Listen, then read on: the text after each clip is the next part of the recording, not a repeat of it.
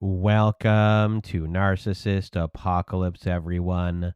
I am Brandon Chadwick, and today we'll be doing a debrief on Teddy's survivor story. We'll be doing the key takeaways, the reasons why Teddy stayed, and the thing that we want for Teddy going forward.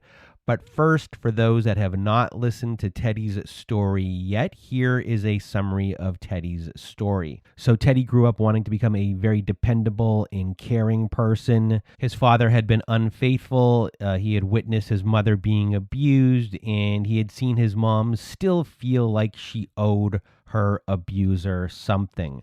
And Teddy promised himself that he would treat people differently. And when he met his former partner, the abuser, she appeared intelligent and ambitious and funny and protective and really interested in building a future alongside him. And she also shared stories about depression and family abuse and a lot of the instability that was going on in her life. And Teddy had lots of empathy for these stories. He also witnessed the abuse by the abuser's mother as well. And Teddy wanted to be this very safe and dependable person for the abuser in his life. And over time, this abuser, their needs began to dominate the relationship. There was always another crisis going on, whether it be a family crisis, a financial crisis, a school crisis, car issues, and even threats of self-harm. And like clockwork, Teddy would stop what he was doing and he would always come to the rescue. And as this relationship continued, Teddy dealt with the abuser's chronic lying, emotional pressure, financial exploitation, sexual pressure, circular conversations when he tried to get the truth. And all this time, his gut feeling was telling him that something was also going on behind the scenes. And he was told that he was paranoid by the abuser, even though his instincts were right. And this created doubt. And now Teddy starts to question himself if his gut is correct. And he eventually comes to the conclusion that his communication must be poor. So now he's thinking he is the problem. So he went and he worked on himself, sought mental health support, gave the relationship more than enough chances, and he just continued helping the abuser financially. But unfortunately for Teddy, he eventually does discover videos showing that the abuser had been cheating on him with multiple people this whole entire time, and Teddy did finally break up with the abuser for good. So that was a summary of Teddy's story, and now we're going to get into the key takeaways from Teddy's story. And the first one is Teddy's empathy became the main tool used against him. And Teddy's empathy was a huge part of his identity. He got this empathy from seeing what happened to his mom. The abuser learned about Teddy's ins and outs early on. The abuser no-shows their first date, and they didn't even send a, hey, no, I can't make it at all. This person doesn't get back to Teddy for 3 weeks. She gives him a story about not being let out of the house. That doesn't mean that you can't email or text or call about it, but Teddy here hears that the mom didn't let her out, and he has empathy for that. The abuser learns that he'll believe the story when it comes to her mom and abuse. That empathy was activated in Teddy, and he agreed to go on another date. The abuser does have difficult issues going on in their life. Yes, that is true. But it's hard to know if all of these issues are true. But even if they are true, all of these problems from now on are going to become Teddy's problems that he has to deal with himself. So Teddy became the person who had to listen to everything, fix everything, pay for things when there was a big crisis going on. Sometimes not a crisis, sometimes it was stealing, and then respond whenever something went wrong. And if Teddy disagreed with her, he was made to feel like he was a bad listener. So now he's listening more. So now the abuser knows here that she can create a situation where if Teddy tries to refuse to rescue her, that he will feel bad when she puts it back on him. So Teddy's empathy really started to become something that he was expected to prove, either through money, emotional labor, time, and just all of these rescue attempts that were going on. So right here, this person really understood that empathy was really driving Teddy and really started to use it against him, and knew that if she just attacked that identity, which we will be discussing very soon in more in depth, she could get Teddy to not just jump. Teddy eventually will start doing the work for her because he doesn't want to be accused of being this thing. And for everyone listening, just a big FYI, caring about another person's trauma does not make you responsible for their finances or their housing or their education or their emotional regulation or every consequence that is created by the abuser's choices. Empathy should allow you to care about another person, but without requiring you to abandon yourself. But like many of you out there, Teddy's abuser really took his empathy and used it against him in every way that they could. And the next thing on our list is that there was always another crisis that was keeping Teddy's attention, and this is a form of control. And in this relationship, Teddy was always moving from one emergency to the next. Family conflicts, school problems, a damaged laptop, housing instability, a burning car, another damaged car, financial emergencies of all different sorts, disappearances, and threats of self-harm. And Teddy was repeatedly required to drop whatever he was doing and respond.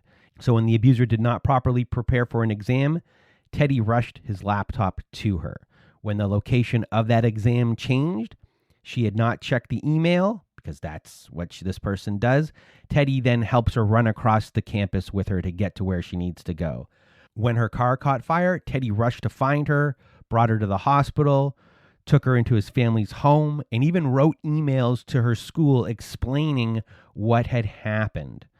And when another car was damaged, Teddy was asked for money so she could then get a replacement. In each crisis here, Teddy is being placed back into the same role. He's either the rescuer, the organizer, a provider, an emotional caretaker, or doing the finances here.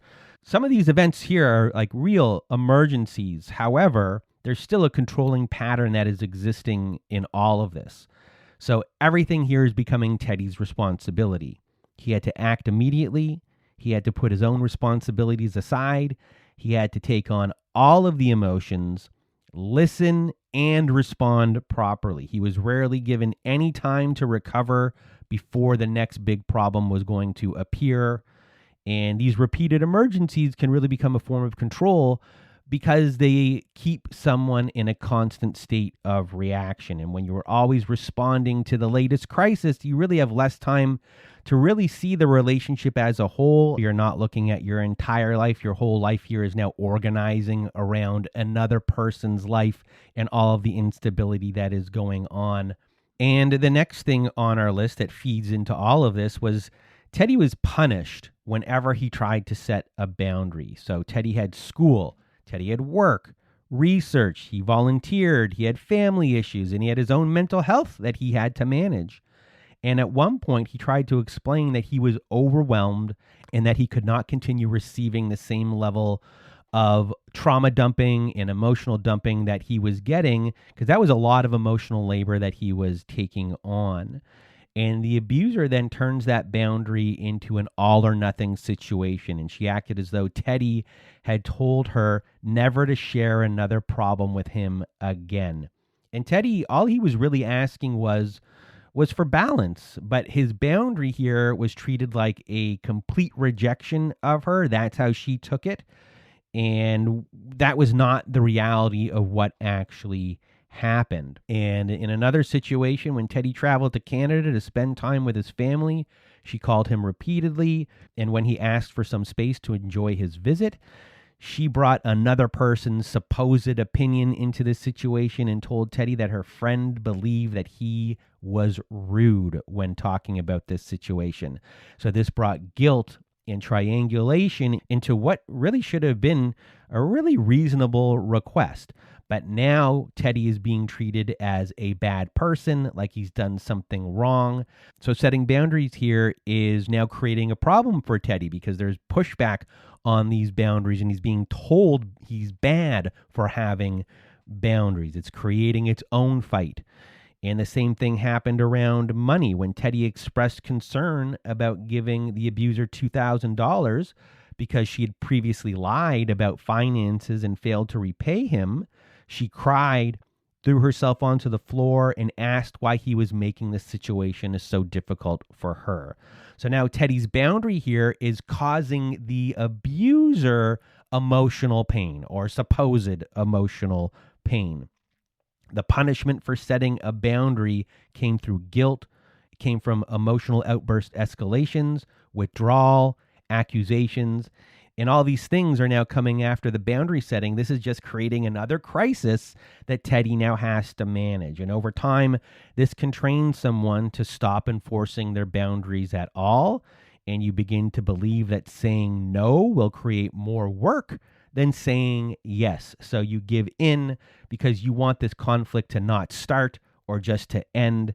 And unfortunately, every time the boundary is removed, like with Teddy, the other person learns that these escalations can work. And it just continues and continues. And I know a lot of you are going through this right now. And the next thing on our list is that the gaslighting in this story, in Teddy's story, was used so he would doubt his own instincts. So through this relationship, Teddy noticed that something was wrong. The abuser disappeared. She stayed out until the early morning. Her stories changed. She lied about where she was going. Basic questions turned into hours of circular conversations. And when Teddy expressed these feelings, he was called paranoid. And Teddy believed this gaslighting. He thought he was the problem. It started to erode his trust in himself. Teddy then began working on himself. He sought mental health services. He spoke to friends. He tried to become a better listener, and he did his best to improve his communication skills. But Teddy was right, and actions here were not matching words, and he was told that his eyes and ears were wrong. So whenever Teddy was bringing up this suspicion of what he thought was going on because these things aren't matching, the abuser did a really good job of gaslighting and flipping it back on to Teddy, calling him paranoid. The abuser here is putting Teddy on trial. So now you're not talking about the abuser anymore, and now we're talking about Teddy, and Teddy then believes everything, which throws him further into a hole, which makes him not trust his instincts anymore. And this just can continue and continue and continue. And I know a lot of you are going through this right now as well. So those were our key takeaways. And now we're going to go into the two biggest reasons Teddy stayed so long. And we'll be rehashing a little bit of this stuff earlier, but kind of going a little bit further on identity and beliefs.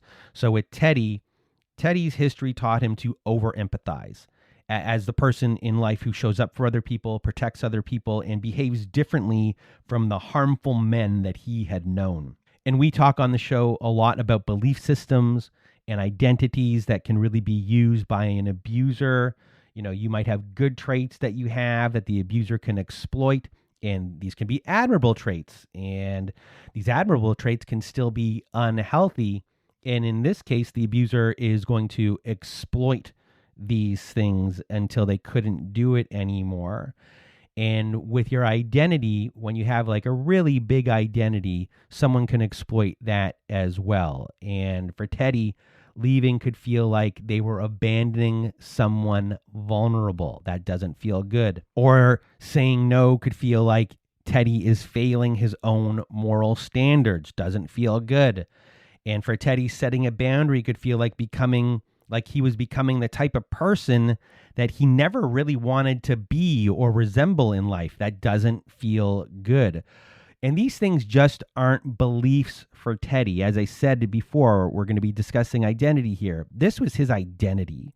And Teddy was protecting that identity at all costs. And when you're doing that, protecting an identity, this can make leaving extremely difficult because leaving just doesn't feel like you're ending a relationship. It can feel like you're betraying your values, and it can feel like a death of who you are when it comes to your identity. And that hurts. And that's just not hurt. That's just a major crisis that could be going on inside of you. And you might be saying, if I'm not this thing, if I'm not this identity, then what am I? And that's not an easy thing to deal with at all. And a lot of you are dealing with that right now. And this connects to the gaslighting in this relationship because eventually Teddy believed the relationship could be repaired because he thought he might be the problem, which is keeping him in this relationship longer as well. So if Teddy could fix himself and be more empathetic and helpful, that might work out because he's being told that he is the problem and he believes this.